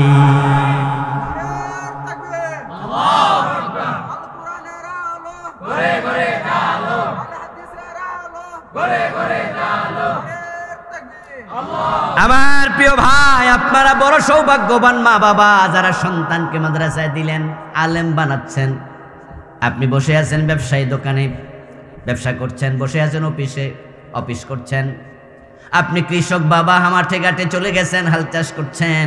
আর আপনার কলিজার টুকরা সন্তানটা কোরআন পড়ছে, প্রতি অক্ষরে 10 নেকি আপনার আমল নামায় যোগ হচ্ছে। এবার বলুন তো, সন্তান যদি বালেগ হয়ে যায়, তখন তার আমল নামাজ সওয়াব তার কাছে আসবে, তখন কি মা বাপ বঞ্চিত হবে? উত্তর হলো না, সাদাকায়ে জারিয়া হিসাবে তারা পেতেই থাকবে।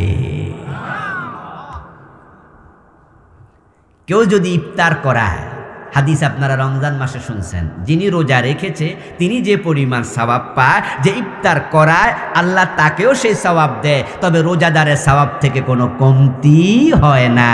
এই ছেলে বালেগ হয়ে যাওয়ার পরও সে কোরআন পড়বে, তখনও মা বাবা সওয়াব পাবে, তার সওয়াবে কোনো কমতি হবে না। সুবহানাল্লাহ পড়েন। এই জন্য কোরআনের সাথে লেগে যান, আল্লাহ দাম বাড়াইয়া দেবে। ইয়ারফাইল্লাহুল্লাযীনা আমানু মিনকুম ওয়াল্লাযীনা উতুল ইলমা দারাজাত। আল্লাহ তাআলা কোরআন মাজিদে বলেন, ঈমান আনার পরে যারা কোরআনের ইলম পায় আল্লাহ নিজ দায়িত্বে তাদের সম্মান বাড়াইয়া দেয়। এই যে আজকের মাহফিলে আপনারা এসেছেন, ইন্নামাল আমালু বিন্নিয়াত, সবার জিনিস সমান হবে না। কিন্তু মসজিদে যারা নামাজে যায় তারা আল্লাহকে পেতে যায়, আর যে বেটা জুতা চুরি করতে যায় সে কি পাইতে যায়? হ্যাঁ, যে জুতার জন্য যায় সে কি আল্লাহকে পায়? কথা বলেন না কেন ভাইয়েরা? যে লোকটা মসজিদে মানুষের নতুন জুতা চুরি করবে সে তো আল্লাহকে পাইতে যায় নাই। ইন্নামাল আমালু, সে মসজিদে গেছে, টুপি মাথা দিয়া গেছে, জুতা চোরও টুপি মাথা দিয়া যায় যেন মানুষ যেন বুঝতে না পারে। জুতা চোরও মসজিদে ঢুকে কিন্তু নামাজে খাড়াইয়া যায়। খাড়াইয়া যদি দেখে যে চান্স পায় তাহলে রুকু না করে দৌড় মারে। মানুষ সেজদায় গিয়ে বলে সুবহান রাব্বিয়াল আলা, আর জুতা চোর কয় কার জুতাটি বালা। হেতে টেনশন ওদিকে, যে যে জন্য যায় সে সেটা পাবে। আজকের মাহফিলে আপনারা যারা হুজুরের চেহারা দেখতে আসেন নাই, কণ্ঠ কেমন তা শুনতে আসেন নাই, এসেছেন যে কোরআন এবং হাদিসের কিছু কথা শুনবো। আপনার বয়স যদি 80 হয়, 90 হয়, 10 হয়, 20 হয়, আল্লাহ সেটা দেখবে না। ইন্নাল মালাইকাতা লা তাদউ ওয়াজনিহাতাহা রিদাল লিতালিবিল ইলমি। কোরআন শিখতে, হাদিস শিখতে যারা ঘর থেকে বের হয়েছে, আল্লাহ ফেরেশতাদেরকে বলেছেন তার পায়ের নিচে রহমতের পাখা বিছিয়ে দাও। ফেরেশতারা তার পাখা বিছিয়ে দিয়েছে। এটা বড় দামি কিতাব ভাই। এর সাথে কম দামি রেয়াল লাগলে রেয়ালের দাম বেড়ে যায়। পা লাগে না কোনো দিন, লাগলে চুমু খায় মানুষ। 100 টাকা কাপড়ের গজ, রেয়াল আপনার এর গিলাপ হয়ে এসেছে, এমন দাম বেড়েছে, এটা ছিঁড়ে যাবে, টুটা হয়ে যাবে। মানুষ এরপরও যত্ন করে এমন জায়গায় রাখবে যেন কারো পা। এর সাথে লাগবেন দাম বেড়ে যাবে। যারা কোরআনওয়ালা, কোরআন বেশি জানে, তারা দুনিয়াতে সম্মানিত শুধু নয়, আখিরাতে হবে সম্মানিত। রাসূলুল্লাহ বলেন ফেরেশতারা জান্নাতে মানুষকে নেবে, জান্নাত দেখায় দেবে, তারপরে ইউকালু লি সাহিবিল কুরআন ইকরা ওয়ারতাকি ওয়ারাত্তিল কামা কুনতা তুরাত্তিলু ফিদ দুনিয়া ফা ইন্না মানজিলাতাকা ইনদা আখির আয়াতিন তাকরাউহা। ফেরেশতা জান্নাতে নিয়ে বলবে, আল্লাহর বান্দা, দুনিয়া যেভাবে কোরআন পড়তে তার তিলের সাথে তুমি কোরআন পড়ো, এক আয়াত পড়বে, জান্নাতের মর্তবা এক গুণ বেড়ে যাবে। ফেরেশতা বলবে পড়তে থাকো, তেলাওয়াত যেখানে শেষ জান্নাতের উচ্চতা ওখানে গিয়ে শেষ হবে।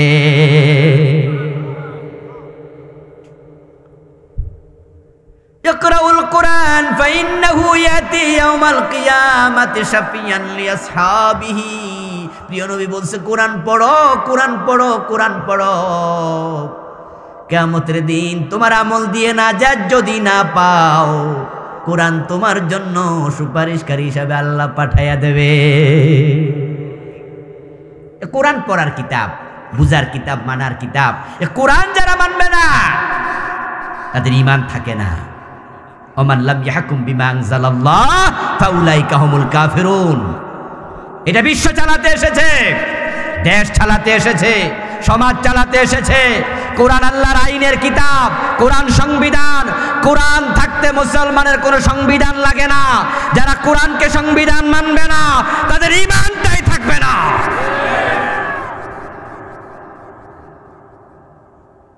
এখন বাংলাদেশ কোরআন দিয়ে চলছে না, বরং 52 বছরের বাংলাদেশ ব্রিটিশ আইনে চলছে। কোরআনের লাইন দিয়েছেন চোর ধরে হাত কাটো। আমরা কি চোর ধরে হাত কেটেছি? জোরে বলেন কেটেছি? বাংলাদেশে চোর আছে না নাই?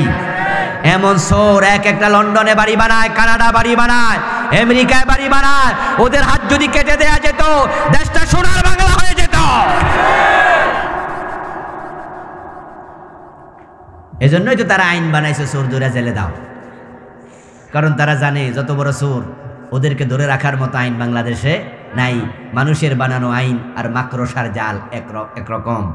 মাকড়সার জাল মাকড়সার কাছে অনেক শক্ত, ওখানে মশা এবং মাছি ধরা পড়বে, মশা মাছির কাছেও শক্ত, কিন্তু টিকটিকির জন্য কিচ্ছু না, দৌড় মারবে, জাল শুদ্ধ ছিঁড়ে যাবে। ফখরুদ্দিন মাইনুদ্দিন যখন ক্ষমতা আসছিল, কত বড় বড় রাঘব বোয়াল চোর ধরেছে, জেলে ঢুকাইছে।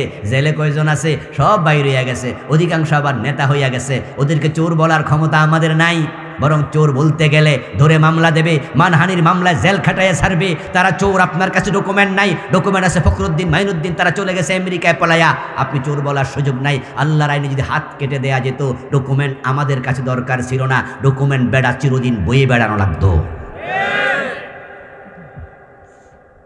আর যদি ওই চোর বড় বড় নেতাগুলোকে ধরে হাত কাটা যেত, বর্তমান নেতারা কেউ চুরি করতো না, দেশ সোনার বাংলা হতো। রাস্তা বানানোর আগে চামড়া উঠে যেত না, সবাই রড দিয়ে বানাইতো, রডের বোতলে বাঁশ দেওয়ার সাহস করতো না।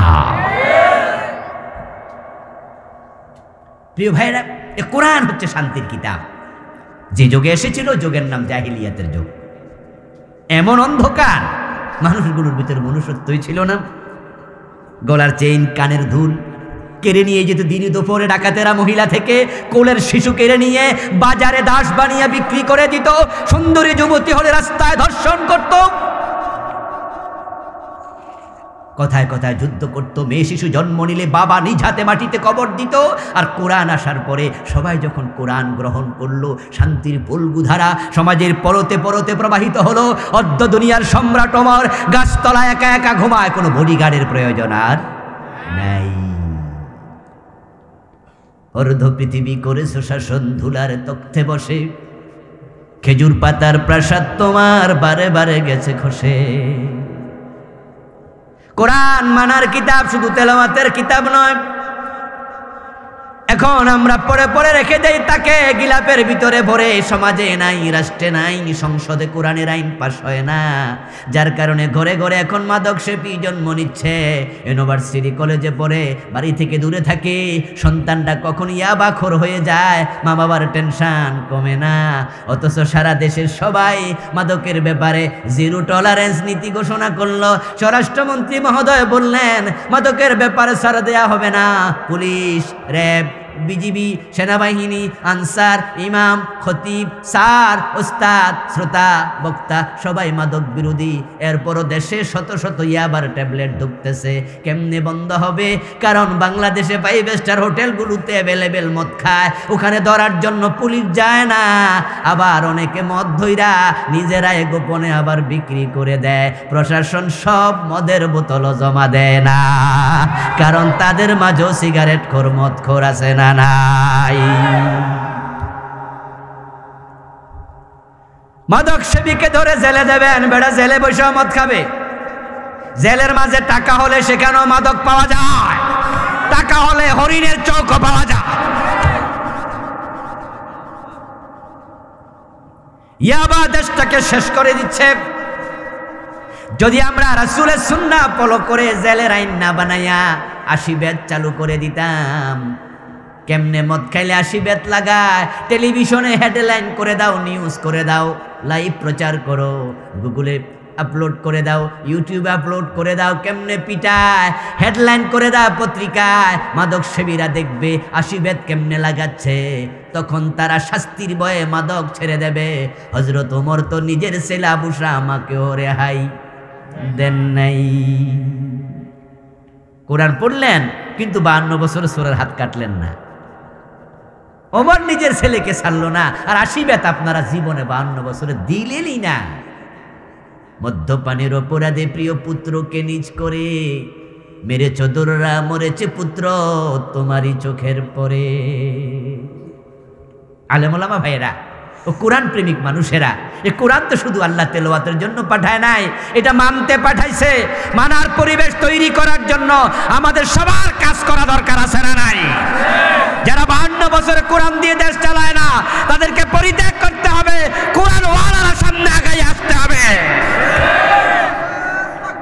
আল্লাহু আকবার। হুশিয়ার সাবধান, গড়ে গড়ে চালো। নূরে মদিনা হিফজুল কোরআন মাদ্রাসা ও রওজাতুল উলুম মহিলা মাদ্রাসা কমিটি কর্তৃক আয়োজিত আজকের এই চমৎকার নবম বার্ষিক তাফসীরুল কোরআন মাহফিলের মুআজ্জাজ মুকাররম সম্মানিত সভাপতি 2 নং ইউসুফপুর ইউনিয়ন পরিষদের সম্মানিত চেয়ারম্যান, সম্মানিত সভাপতি, 9 নং ওয়ার্ডের সাবেক সম্মানিত মেম্বার, জননেতা জনাব নওয়াব মিয়া সাহেব, সহসভাপতি 2 নং ইউসুফপুর ইউনিয়ন পরিষদের সম্মানিত চেয়ারম্যান, জননেতা বীর মুক্তিযোদ্ধা আলহাজ জাকারিয়া মেনাজার সাহেব। আজকের মাহফিলে আমার পূর্বে অত্যন্ত চমৎকারভাবে কোরআন এবং সুন্নাহ থেকে আলোচনা উপস্থাপন করেছেন ঐতিহ্যবাহী ধামতি ইসলামিয়া কামিল মাদ্রাসার সম্মানিত আরবি প্রভাষক মোহতারাম মাওলানা মুফতি সালেহ আহমদ মুনিরি সাহেব। আলোচনা উপস্থাপন করেছেন মোহতারাম মাওলানা মুস্তফা আল হোসাইনি সাহেব সহ অন্যান্য সম্মানিত আলোচকবৃন্দ, জনাব রফিকুল ইসলাম সাহেব সহ অন্যান্য মেহমানবৃন্দ, ইসলাম প্রিয় তৌহিদি জনতা, পর্দার অন্তরালের সম্মানিতা সতী সাধবী মা ও বোনেরা, প্রিয় দিনী ভাইয়েরা, আপনারা কেমন আছেন? মাশাআল্লাহ, আমিও ভালো আছি আলহামদুলিল্লাহ। আল্লাহ তাআলা আমাদের সকলকে ভালো রাখুন, সুস্থ রাখুন, যতদিন বাঁচিয়ে রাখবেন আল্লাহ আমাদেরকে ঈমানের সাথে রাখুন, বলুন আমিন। বাতাস একটু জোরে করতে হবে। আল্লাহ তাআলার পবিত্র দরবারে লাখো কোটি শুকরিয়া জ্ঞাপন করছে যে মহান মনিব অত্যন্ত মেহেরবানি করে কোরআনের এই মাহফিলে আমাদেরকে উপস্থিত হওয়ার তৌফিক দিলেন, যিনি দয়া করে আমাদেরকে সুস্থ রাখলেন, পবিত্র কোরআনের কথা বলার মতো শোনার মতো কোরআন মুখে হৃদয় দিলেন। এই সব নেয়ামতের মালিককে। এজন্য আমরা আলোচনা শুরুতে মন প্রাণ উজাড় করে অন্তরের সবটুকুন শ্রদ্ধা এবং ভালোবাসা দিয়ে আমাদের মনিব আল্লাহ তাআলাকে শুকরিয়া জানাই, কৃতজ্ঞতা জানাই। সবাই মিলে জোরে জোরে একবার কালিমাতু শুকর পড়ি আলহামদুলিল্লাহ। দুরূদ ও সালাম বিশ্ব নবী সাইয়্যিদুল মুরসালিন ইমামুনা কুদওয়াতুনা হাবিবুনা উসওয়াতুনা সনদুনা তাবিবু কুলুবিনা মুহাম্মাদুর রাসূলুল্লাহ সাল্লাল্লাহু আলাইহি ওয়াসাল্লামের প্রতি, সাহাবায়ে কেরাম ও শুহাদায়ে জামেরা আলা ইল্লিয়িন আল্লাহ তাআলার কাছে কামনা করছি, বলুন আমিন। প্রিয় ভাইরা, আমি আপনাদের সম্মুখে পবিত্র কোরআন মাজিদ থেকে সূরাতুল আলাকের প্রথম 5টি আয়াতে কারিমা তিলাওয়াত করেছি। প্রিয় নবীজির পবিত্র মুখনুসৃত একখানা ছোট্ট হাদিসে নববী পাঠ করেছি। আল্লাহ তাআলা তৌফিক দান করলে এখান থেকে কিছু কথা বলবো ইনশাআল্লাহ।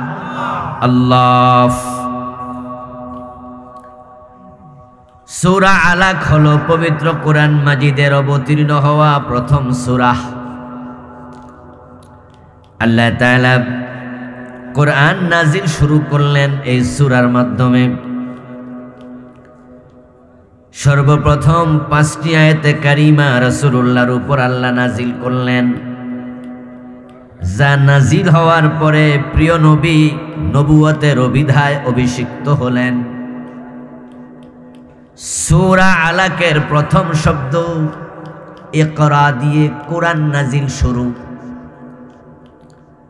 তাহলে বুঝতে হবে পবিত্র কোরআন মাজিদের সবচেয়ে গুরুত্বপূর্ণ যে অর্ডার, যতগুলা নির্দেশনা কোরআনে আছে, 1 নাম্বারটা হলো ইকরা। ইকরা শব্দের অর্থ কি? পড়ো। ইসলাম রুক্ষের ধর্ম নয়, না পড়ে মুসলিম হওয়া কঠিন। এজন্য মৌলিক ইলম শিক্ষা করা ফরজ। রাসূলুল্লাহ বলেছেন, তলাবুল ইলমি ফারিদাতুন আলা কুল্লি মুসলিম। ইসলামের মৌলিক বিষয়গুলো শিক্ষা করা সব মুসলমানের জন্য আবশ্যক। আল্লাহ এজন্য ইকরা বলে ইসলাম শুরু করেছে। না পড়ে হিন্দু থাকা যায়, হিন্দুর ঘরে জন্ম নিলে চলে। বেদ, গীতা, মহাভারত, রামায়ণ, উপনিষদ, হিন্দুদের আরো ধর্মগ্রন্থ আছে। হিন্দুদের মাঝে এমন জাতও আছে যাদের জন্য ধর্মগ্রন্থ পড়া দূরের কথা, ছোঁয়ার অধিকারও নাই। হিন্দুদের মাঝে সবচেয়ে নিচু জাতিকে বলা হয় নমশূদ্র। কি বলে? নমশূদ্র। ওরা ধর্মগ্রন্থ পড়বে না, পড়ার কোনো অনুমতি নেই, ধরবেও না। বরং যারা তাদের মাঝে কৌলিন্য আছে, ঠাকুর আছে, ওদেরকে ডাকবে, মাঝে মাঝে তারা এসে তাদের নমশূদ্রর কাছে ধর্মগ্রন্থ থেকে প্রয়োজনীয় অংশ তেলাওয়াত করে শোনাবে, মন্ত্রের মতো পড়বে। আর নমশূদ্ররা শুধু শুনবে, পড়ার অধিকার তাদের নাই। এতে বোঝা যায় না পড়েও হিন্দু থাকা যায়। ইহুদি হওয়ার জন্য তাওরাত পড়া লাগে না, খ্রিস্টান হওয়ার জন্য ইনজিল পড়া লাগে না, বৌদ্ধ হওয়ার জন্য ত্রিপিটক পড়া লাগে না। কিন্তু প্রকৃত অর্থে মুসলিম হওয়ার জন্য ইলম শিক্ষা করা ফরজ। কোরআন না পড়ে মুসলিম থাকা যায় না। এখন আপনারা বলবেন, হুজুর কোন কি, আমরা তো মুসলিম আছি, কোরআন পড়তে পারে না এমন হাজার হাজার মানুষ আমাদের দেশে আছে কিনা? এরা কি হিন্দু হইয়া গেছে? তো আমরা কোন মুসলিম হওয়া যায় না? আমরা তো মুসলিম আছি, নাই কো। আল্লাহর হাবিব বললেন ইলম শিক্ষা করা ফরজ সব মুসলিম নরনারীর জন্য।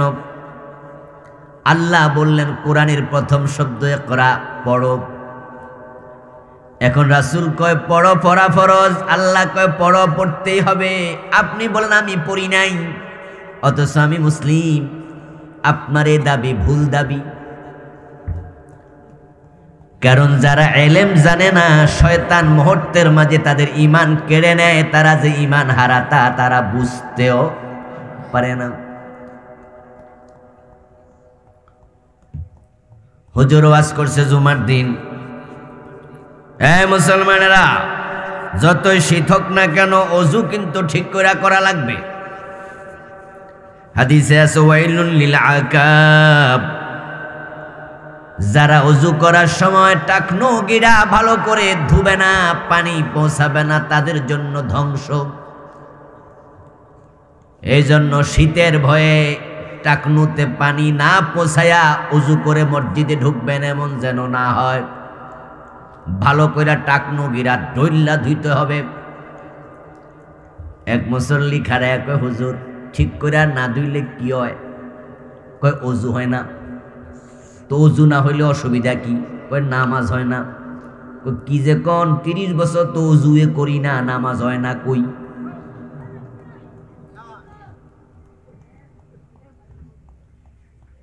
আপনি কোন টাকনু গিরা না ধুইলে ওযু হয় না, ওযু না হইলে নামাজ হয় না। আমি তো পড়তাছি যোগের পর যোগ, ওযুয়ে তো করি না, নামাজ হয় না কইলো কেডা? আমি দেখতাছি কইতাছে।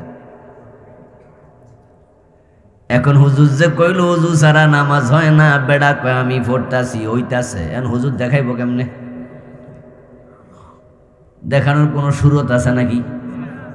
কারণ যে ওযু ছাড়া নামাজ পড়ছে তার রুকু যেমন ওযুওয়ালার রুকুও, তার সেজদা যেমন ওযুওয়ালার সেজদাও। তো নামাজ যে হইতাছে না দেখাইবো কেমনে? হুজুরের দেখানোর তো সুযোগই নাই। হুজুর দেখাতে পারবে না ওযু ছাড়া নামাজ হয় না। তুমি রুকু দিয়েছো, সেজদা দিয়েছো, সব ঠিক আছে, কিন্তু ওযু যেহেতু করো নাই, তোমার নামাজটা বাদ। এটা হাতে কলমে দেখানোর সুযোগ নাই, কিন্তু হুজুরের দাবি সত্য, এতে কোনো সন্দেহ নাই। কারণ আল্লাহ তাআলা বলেছেন, ইদা কুমতুম ইলাস সালাতি ফাগসিলু উজুহাকুম ওয়া আইদিয়াকুম ইলাল মারাফিক ওয়ামসাহু বিরুউসিকুম ওয়া আরজুলাকুম ইলাল কাবাইন। যখন তোমরা নামাজ পড়ার ইরাদা করো, তখন তোমার মুখ ধো, হাত ধো, মাথা মাসে করো, পা ধৌত করো, এটার নাম ওযু, ঠিক না? নামাজের ইরাদা করলে পরে ওযু করার জন্য আদেশ করেছে কে? ভাইরা কথা বলতে হবে তো। ওযু করতে বলেছেন কে? নামাজ পড়ার জন্য ওযু করা নফল না ফরজ? এখন আপনি ফরজ না মানলে নামাজ হবে কেমনে? মুসলিম থাকার জন্য ইলম শিক্ষা করা ফরজ। এজন্য কোরআন মাজিদের প্রথম অর্ডার ছিল ইকরা, পড়ো। এখন সে কোরআনের সাথে সম্পর্ক নাই। হাজার হাজার মুসলমান বাংলাদেশে আছে যারা কোরআন জানে না। কোরআন তো জানেই না, ভালো করে কালেমাটা জানে না, এমন মুসলমানও আছে। কদিন আগে সোশ্যাল মিডিয়া দেখলাম, ফেসবুকে একবার এক ভিডিও আপলোড দিছে। ওখানে তিনি মাইক হাতে নিয়ে পাবলিকের ইন্টারভিউ নিচ্ছিলেন। একজনকে জিজ্ঞাসা করলেন, আপনার কি নাম? বলল, আমার নাম অমুক, মুসলিম। আচ্ছা বলুন তো আপনার নবীর কি নাম? কয় মোহাম্মদ সাহেব। কি কয়? মোহাম্মদ সাহেব। মনে হয় খালাতো ভাই লাগে, হয়তো একটু বয়সও চিনি, তাই সাহেব করছে। বিস্মিত হলাম। নিজের নবীর নাম মুহাম্মাদুর রাসূলুল্লাহ সাল্লাল্লাহু আলাইহি ওয়াসাল্লাম অতটুকু বলতে পারে না, অথচ ওই লোকটার মুখের দাড়ি দেখলাম পেকে গেছে। আরেকটি ভিডিওতে দেখলাম একজন প্রশ্ন করতেছে, ওযুর ফরজ কয়টা? কয়েকজন বলতে পারছে, কয়েকজন পারেই নাই। মুখ লুকায়, লজ্জা পায়, কয় জানি না। ও প্রিয় ভাই, যে ব্যক্তি ইসলাম সম্পর্কে মৌলিক ইলম শিখে নাই, আসলে মুসলমান থাকা তার জন্য মোটেও সহজ না। কারণ আমাদের ঈমান চুরি করার জন্য আমাদের পিছনে শয়তান 24 ঘন্টা লেগে আছে। আমাদের সবার সাথে শয়তান আছে কিনা? যারা চুপ করে আছেন তারা খুব সুফি মানুষ, সাথে নাই না? শয়তান সবার সাথে আছে। বয়স কার বেশি, আপনার না শয়তানের? কারণ আপনি যখন দুনিয়া আসছেন, আপনি তখন ওয়াও ওয়াও করে কেঁদেছেন। কান্দা ছাড়া আপনার কিছু করার ক্ষমতাও ছিল না।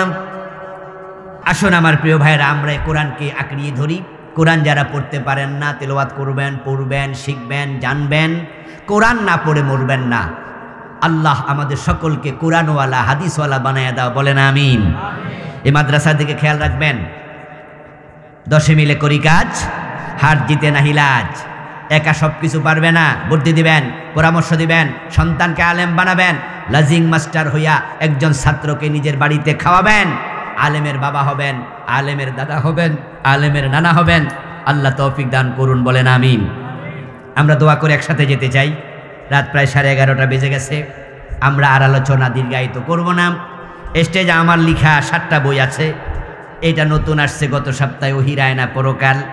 বেদাতের উপরে আছে, শিরকের উপরে আছে, সালাতের উপরে, মেরাজের উপরে, ব্যক্তি পরিবারের উপরে, কুফরের উপরে। বইগুলো স্টেজে পাবেন। দোয়ার পরে সংগ্রহ করার আহ্বান জানাচ্ছি। মাহফিল কমিটির ভাইয়েরা আর কোনো কথা আসেনি? হুজুর ইনশাআল্লাহ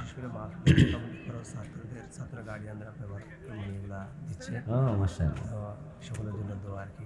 ইনশাআল্লাহ বিশ্বব্যাপী প্রধান মেহমান অনেকেই অনেক টাকা দিচ্ছে ইনশাআল্লাহ। আল্লাহুম্মা আমিন। আল্লাহুম্মা আনতাস সালাম ওয়া মিনকাস সালাম। তাবারাকতা ইয়া যাল জালালি ওয়াল ইকরাম। ربنا لك الحمد كما ينبغي لجلال وجهك وعظيم سلطانك. يا رب لك الحمد كما أثنيت على نفسك. والصلاة والسلام على نبينا محمد وآله وأصحابه أجمعين. ربنا ظلمنا أنفسنا وإن لم تغفر لنا وترحمنا لنكونن من الخاسرين ربنا آتنا في الدنيا حسنة وفي الآخرة حسنة وقنا عذاب النار رب ارحمهما كما ربياني صغيرا اے رب العالمین আজকের মাহফিল তুমি কবুল করে নাও আমরা যারা এসেছি আমাদের জীবনের গুনাহগুলো maaf করে দাও আমাদের সালাম তোমার বন্ধুর কবর মোবারক মদিনা মুনাওয়ারায় পৌঁছায়া দাও ইয়া আল্লাহ আমরা যারা এসেছি কারো মা নাই কারো বাবা নাই দাদা নাই দাদি নাই নানা নানি আপনজন প্রিয়জন কবরে দয়া করে সবার কবরে হাদিয়া পৌঁছায়া দাও সবার কবরকে জান্নাতের টুকরা বানায়া দাও ইয়া আল্লাহ মাদ্রাসার জন্য মাহফিলের জন্য যারা দান করেছেন সবার দান তুমি কবুল করে নাও দানের ওসিলা হালাল জীবিকা বাড়ায়া দাও দানকারীদের আপনজনের কবরে হাদিয়া পৌঁছায়া দাও রুজি রোজগারে বরকত দিয়া দাও ইয়া আল্লাহ যারা যেভাবে মাহফিলকে সহযোগিতা করেছেন সবার খেদমত কবুল করে নাও আজকের মাহফিলের সম্মানিত সভাপতি ইয়া আল্লাহ নওয়াব মিয়া মেম্বার সাহেব ইয়া আল্লাহ সহসভাপতি বীর মুক্তিযোদ্ধা আলহা জাকারিয়া ম্যানেজার সাহেব সহ ইয়া আল্লাহ আরো যারা আছে জনাব আবুল কালাম আজাদ রফিকুল ইসলাম হানিফ সরকার মনিরুজ্জামান মনির সাহেব আনোয়ার হোসেন সাহেব সুমন আহমদ সহ ইয়া আল্লাহ যারা মেহমান হিসাবে তাশরিফ এনেছেন আসবেন আসতে পারেননি সবাইকে দিনের জন্য কবুল করে নাও ইয়া আল্লাহ সভাপতি সাহেব অসুস্থ তুমি দয়া করে তাকে সুস্থ করে দাও ইয়া আল্লাহ মাদ্রাসা প্রতিষ্ঠা করার জন্য যারা বুদ্ধি পরামর্শ দিলেন বিভিন্নভাবে খেদমত করলেন সবাইকে দিনের জন্য কবুল করে নাও এই মাদ্রাসাকে হেদায়েতের মার্কাজ বানায়া দাও तमाम দুনিয়ায় এখান থেকে হাজার হাজার দাঈ তুমি ছড়ায়া দাও ইয়া আল্লাহ যে গ্রামে বসে দোয়া করছি মনিব এই গ্রামের মাটির নিচে যত মুমিনিন মুমিনাত শাহিদ সবার কবরকে জান্নাতের টুকরা বানায়া দাও আজকে আমরা 8 জনকে ইয়া আল্লাহ পাগড়ি দিলাম হাফেজ হলো মেহেরবানি করে 8 জন হাফেজকে বড় বড় দাঈ বড় বড় আলেম আলেমা হিসাবে কবুল করে নাও আয় রব্বুল আলামিন মাদ্রাসার প্রতি এলাকাবাসীর অন্তর ঝুঁকায়া দাও ইয়া আল্লাহ আমাদেরকে আলেমের বাবা আলেমের দাদা আলেমের নানা হওয়ার তৌফিক দিয়া দাও এই মাদ্রাসার যাবতীয় চাহিদা তোমার গায়বী খাজানা থেকে দিয়ে পূর্ণ করে দাও আমাদের মনের যে নেক আশাগুলো আছে দয়া করে পূরণ করে দাও ফিলিস্তিনের মুসলমানদের উপর রহমত নাজিল করো ইয়া আল্লাহ ফিলিস্তিনের ভাই বোনদেরকে স্বাধীনতা দিয়ে দাও তারা বড় মাজলুম আল্লাহ আসমান থেকে তাদের জন্য সাহায্যকারী ফেরেশতা পাঠায়া দাও ইয়া আল্লাহ মসজিদ আকসাকে মুসলমানের হাতে আবার ফিরিয়ে দাও ইয়া আল্লাহ ইসরায়েলের ইহুদিদেরকে তুমি ধ্বংস করে দাও এই জালেমগুলোকে আসমান থেকে গজব নাজিল করে শেষ করে দাও তাকাব্বাল মিন্না ইন্নাকা আনতাস সামিউল আলিম ওয়া তুব আলাইনা ইন্নাকা আনতাত তাওয়াবুর রহিম وارحمنا وانصرنا واجعل آخر كلامنا عند الموت لا إله إلا الله محمد رسول الله والسلام عليكم ورحمة الله الإنسان من علق اقرأ وربك الأكرم الذي علم بالقلم علم الإنسان ما لم يعلم قال النبي صلى الله عليه وسلم تركت فيكم أمرين لا تضلوا ما تمسكتم بهما كتاب الله وسنتي أو كما قال النبي عليه الصلاة والسلام সকলে মেহেরবানি করে দরুদ ইব্রাহিম পড়ুন আল্লাহুম্মা সাল্লি আলা মুহাম্মাদিন ওয়া আলা আলি মুহাম্মাদ কামা সাল্লাইতা আলা ইব্রাহিম